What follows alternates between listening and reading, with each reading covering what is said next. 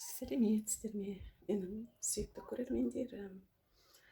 Бүгін мен сіздерге мынау өсіріп жатқан жеміс ағаштарының жағдайын сіздермен бөліспекшімін. Мынау тұрған анар ағашы. Анар ағашы. Ал мынау екінші авокадо. Оны өздеріңіз білесіздер. Мінекей. Авокадо. Ал енді келесі мынау кішкене ғана өсіп келе жатқан бұл былайынан қояйын, бұл Ташкент құрмасы. Ташкент құрмасы. Мынау да Ташкент құрмасы. Бұл да екеуі қатар отырғызылған. Мен сіздерге жаңағы осы кухнядағы күтіп жүрген әлі жас өсімдіктерді ғана көрсетіп жатырмын бір-бірден. Мынау анар ағашы. Анар ағашының бойы уже 35-40 сантиметрге жетіп қалды. Ал енді мынау кәдімгі қандай дейді, құрма. Анау Ташкент құрмасы, мынау кәдімгі құрма бар емес пе? Жаңағы жейтін, оразада өрік-мейіз құрма дейміз ғой. Сол құрма. Герань гүлі бізге мешать етпейтін шығар. Ал енді мынау өздеріңізге белгілі авокадоның жаңадан қойған, өсіруге қойған дәнін тамырлатып. Тамыры қазір 10 сантиметрден асты, мінекей. Қарсуында тұр. Бойы 20 сантиметрге келіп қалды. Мінекей. Бұл жерден 4 жапырақ беріп тұр уже. Мінекей 4 жапырақ беріп тұр. Бұл үшеу арғы ана жапырақтың ар жағында тағы біреу тұр жабысып. 4 жапырағын беріп тұр, уже отырғызуға дайын. Ал мынау оның алдында біраз уақыт бұрын егілген авокадо.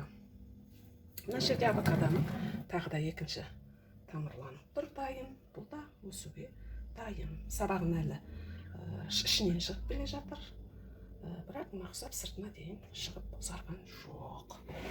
Енді сіздерге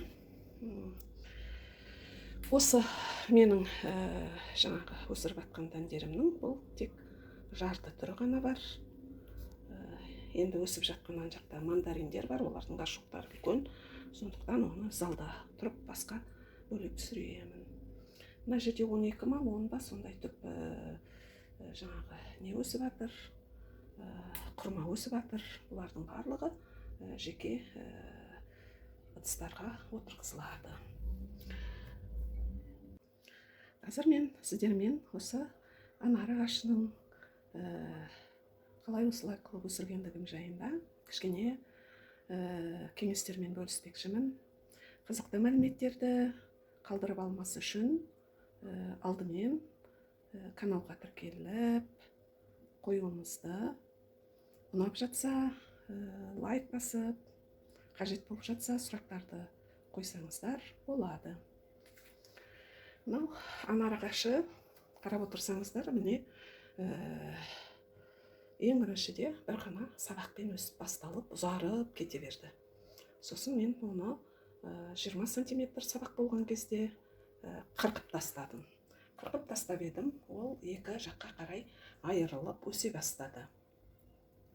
Ол да ары қарай 15 сантиметрге қарай асып бара жатқан кезде тағы да олардың ұштарын бірдей қылып қиып тастадым. Одан кейін қазір мына жерде әрбір сабақта екі-екіден сабақ екі жаққа қарай кетіп бара жатыр өсіп.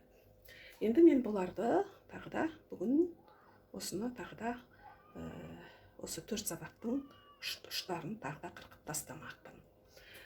Бұл нелерді сабақты қырқан кезде міндетті түрде мына екі сабақтың ортасынан дәл қию керек. Не мына жапыраққа, не мына жапыраққа қарай таяуға болмайды. Дәл ортасынан қиған дұрыс. Мына сабақ шыққан жерден бастап 1 сантиметр ұзындық қалдыру керек. Сол кезде бұл бірдей болып екі жағына өседі. Ал егерде мына жапыраққа таяп, буынға таяп қырқатын болса, онда бір жағы өсіп, ұзақ болып өсіп кетеді, бір жағы өспей қалады. ол менің ана басқа бөлмедегі жаңағы осындай өсіп тұрған анарда сондай жағдайлар болды. Сондықтан мен мына анар ағашын өзім қадағалап, кесуін бәрін бақылап осылай жасап отырмын. Бұл гүлдердің барлығын суарған кезде, енді гүл деп айтамыз ғой, бөлмеде өскеннен кейін бұларды жаңағы гүл деп айтамыз.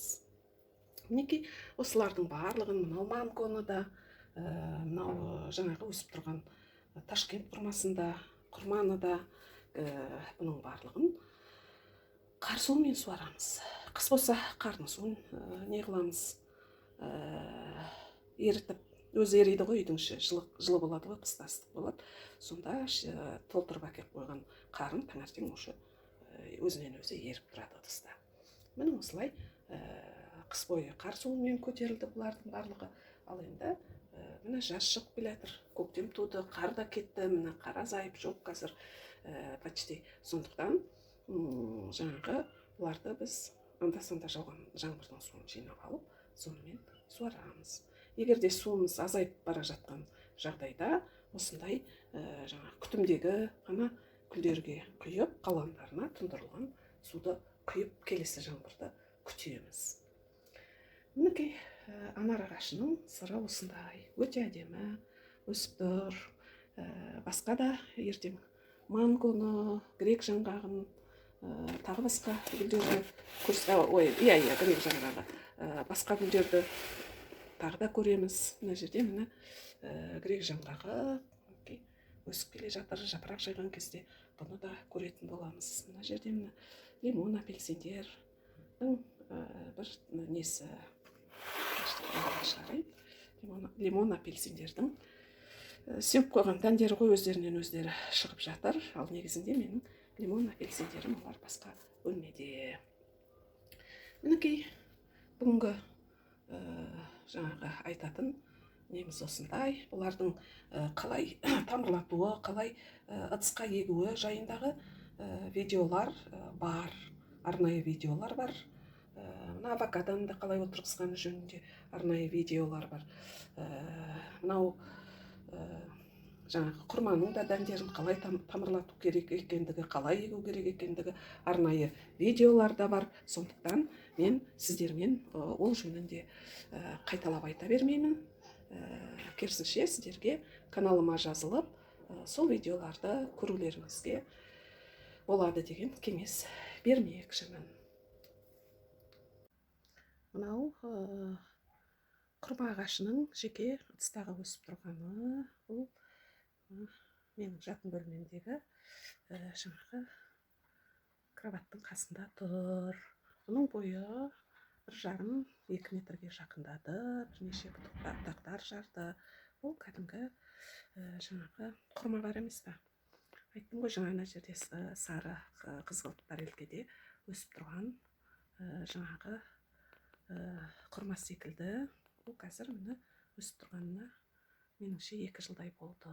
2 жылда 2 метрге жетіп қалды. Мінекей. Ал енді мен сіздерге жаңағы осы жеміс ағаштарының қалай тамырлатқандығымыз, қалай жаңағы ыдысқа отырғызғандығымыз жөніндегі видеоларды астына тіркеп қоямын, ссылкаларын. Тіркелген болсаңыздар, сол жерден оны оңай көріп алуға болады.